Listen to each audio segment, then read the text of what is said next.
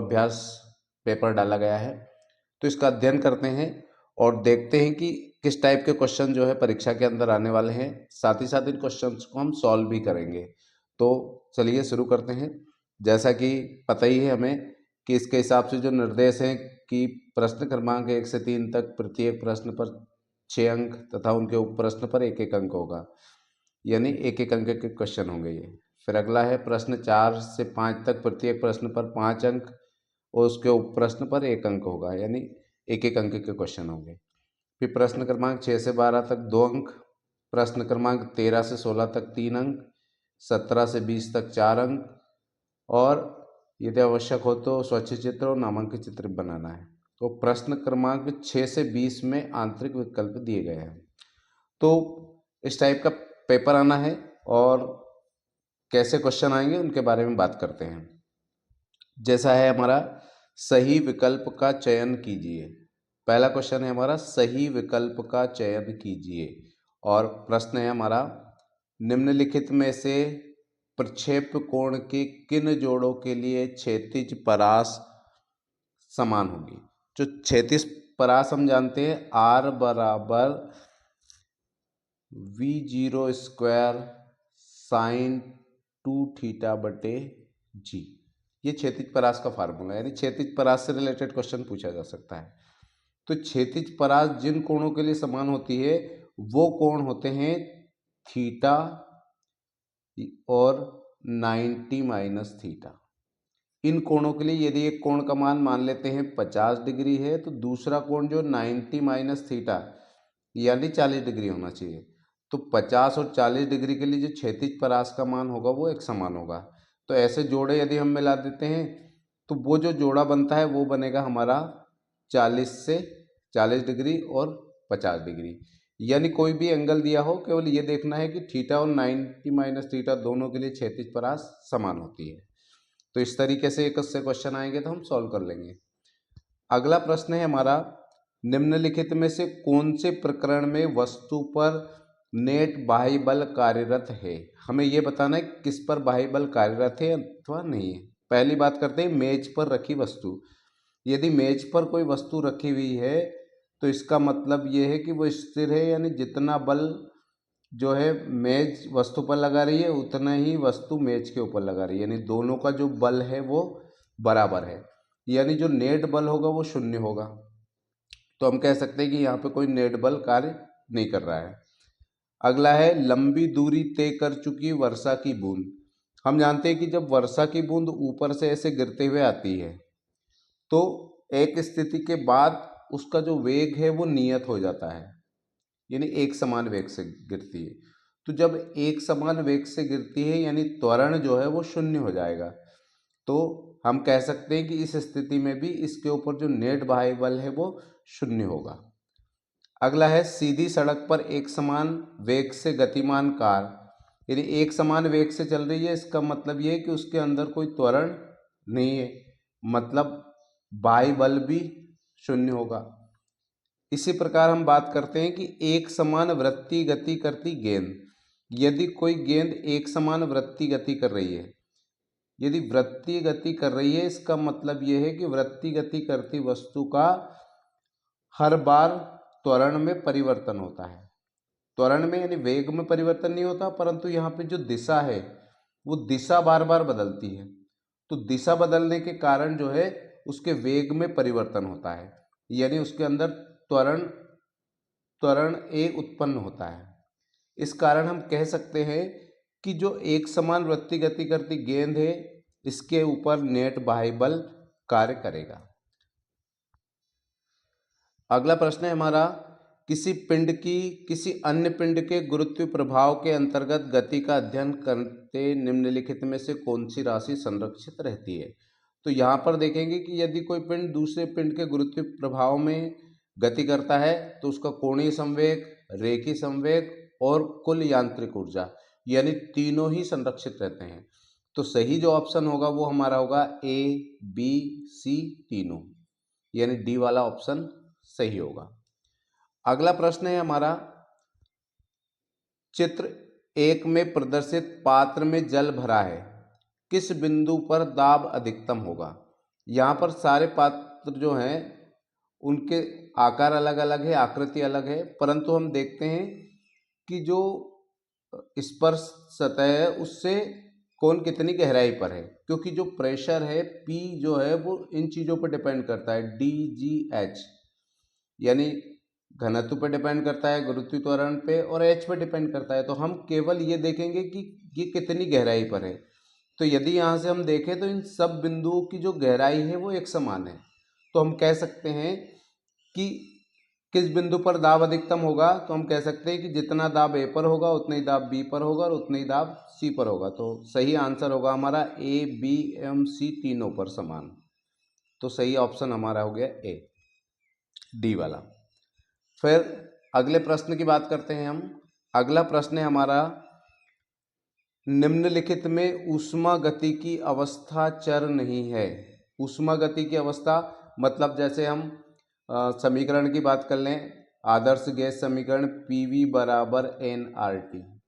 इस आधार पे भी यदि हम बात करें तो दाब, आयतन और ताप ये जो है अवस्था चर है, परंतु यदि हम देखें तो यहाँ पर ऊष्मागतिक अवस्था चर नहीं है।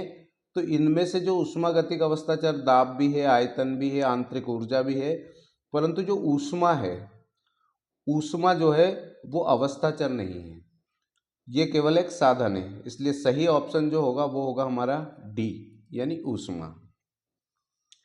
अगला प्रश्न है, निम्नलिखित उदाहरणों में कौन आवृत्ति गति को निरूपित करता है। नंबर 1, किसी तैराक द्वारा नदी के एक तट से दूसरे तट तक जाना और अपनी एक वापसी यात्रा पूरी करना, यानी यहाँ से गया और वापस यहीं पर आ जाना। दूसरा, अपने द्रव्यमान केंद्र के परितः घूर्णन गति करता हाइड्रोजन अणु। तो हाइड्रोजन अणु भी ऐसे ही अक्ष के परितः गति कर रहा है। दूसरा है किसी कमान से छोड़ा गया तीर। तो यहाँ पर यदि हम देखें तो ये दोनों जो है वो आवृत्ति गति के उदाहरण हैं, परंतु जो तीर कमान से छोड़ा गया वो उदाहरण नहीं है। तो इसलिए सही ऑप्शन होगा ए, बी, यानी ए और बी इसका सही आंसर है। अगला प्रश्न है हमारा, किसी 1 सेंटीमीटर भुजा वाले घन का आयतन घन मीटर के बराबर होगा। तो 1 सेंटीमीटर भुजा का घन है, तो घन का जो आयतन है यानी सेंटीमीटर को हमें मीटर में कन्वर्ट करना, दिया जाएगा 1/100। अब फार्मूले के हिसाब से यदि हम देखें तो एक भुजा यानी इसकी 3 भुजा, तो 3 पावर कर देंगे तो ये हो जाएगा हमारा 10⁻²/3 यानी 10⁻⁻6 घन मीटर, यानी सही आंसर होगा 10⁻⁻6 घन मीटर के बराबर होगा। अगला है, यदि किसी वस्तु का वेग एक समान दर से बढ़ता है तो इसे एक समान कहते हैं। यदि वेग एक समान दर से बढ़ रहा है तो इसको हम कहेंगे एक समान त्वरित गति कहेंगे। यानी यहाँ पे क्या होगा, वेग जो है एक समान दर से बढ़ रहा है, मतलब जो त्वरण है वो एक समान रूप से त्वरित हो रही है, तो इसको हम कहेंगे एक समान त्वरित गति कहेंगे, यानी त्वरण एक समान रूप से बदल रहा है। अगला है, ग्रहों की गति संबंधी क्षेत्रफल नियम संरक्षण नियम पर आधारित है। तो इसका सही जो ऑप्शन होगा वो है संवेग संरक्षण। तो ये हुआ संवेग संरक्षण पर आधारित होता है। अगला है, वे पदार्थ जिन्हें तनित करके अत्यधिक विकृति पैदा की जा सकती है कहलाते हैं। तो ऐसे पदार्थों को बोलते हैं प्रस्थ्यालक। प्रस्थ्यालक बोलते हैं। जैसे उदाहरण के तौर पे यदि देखा जाए तो रबड़, रबड़ जो है उसको यदि कम बल भी लगाया जाए तो उसमें बहुत अधिक विकृति उत्पन्न हो जाती है। तो ऐसे पदार्थों को प्रस्थालक बोलते हैं। जैसे उदाहरण के तौर पे भी मैंने लिख दिया रबड़। अगला है क्वेश्चन हमारा, किसी पदार्थ के एकांक द्रव्यमान के ताप में एकांक परिवर्तन के लिए आवश्यक ऊष्मा की मात्रा को कहते हैं। तो एकांक द्रव्यमान यानी m का मान 1 हो गया और t का मान 1 हो गया। तो हम जानते हैं S बराबर ΔQ/m ΔT, यानी ये जो फार्मूला है ये विशिष्ट ऊष्मा का फार्मूला है। तो इसलिए किसी पदार्थ के एकांक द्रव्यमान के ताप को एकांक परिवर्तन के लिए आवश्यक ऊष्मा की मात्रा को बोलते हैं विशिष्ट ऊष्मा, यानी इसे हम कहेंगे विशिष्ट ऊष्मा कहा जाता है। अगला है प्रश्न हमारा, विपरीत दिशाओं में गतिशील दो सर्वसम तरंगों के व्यतिकरण से तरंगे उत्पन्न होती है।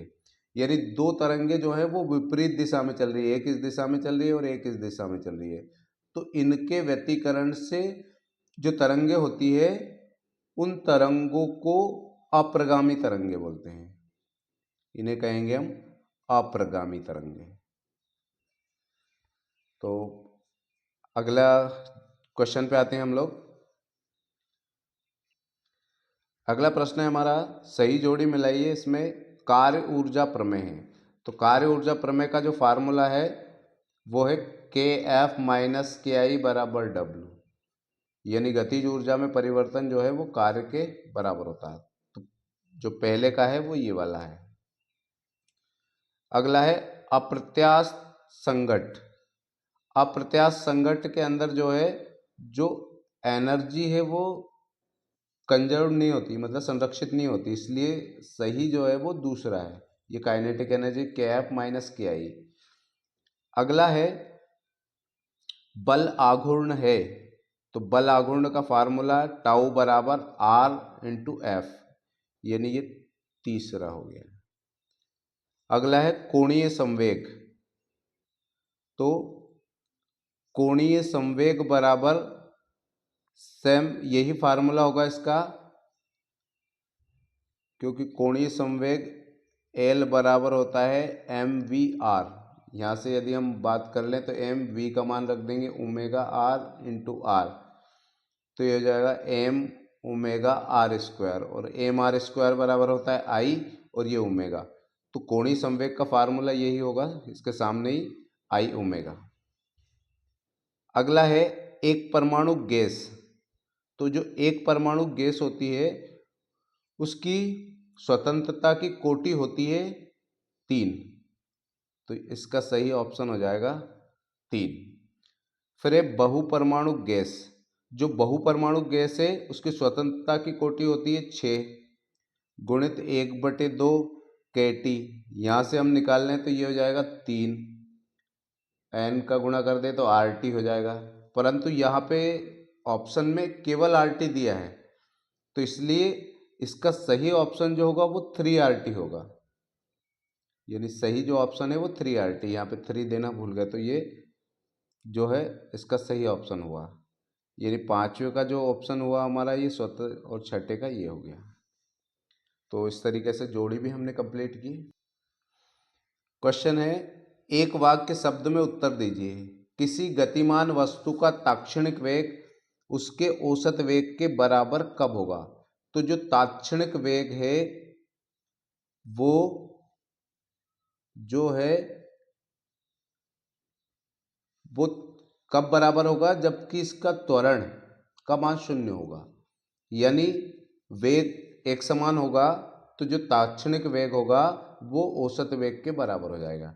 यानी जो ताक्षणिक वेग है कब औसत वेग के बराबर होगा? जबकि उसका त्वरण 0 होगा। अगला प्रश्न है हमारा, किसी सदिश A से संबंधित एकांक सदिश लिखिए। तो एकांक सदिश को हम ऐसे लिखेंगे, एक कैप बराबर A वेक्टर बटे A वेक्टर का मॉड्यूलस, यानी एकांक सदिश इस तरीके से लिखा जाता है। अगला क्वेश्चन है, किसी तनित तार में संग्रहित प्रत्यास्थ स्थैतिक ऊर्जा का सूत्र लिखिए।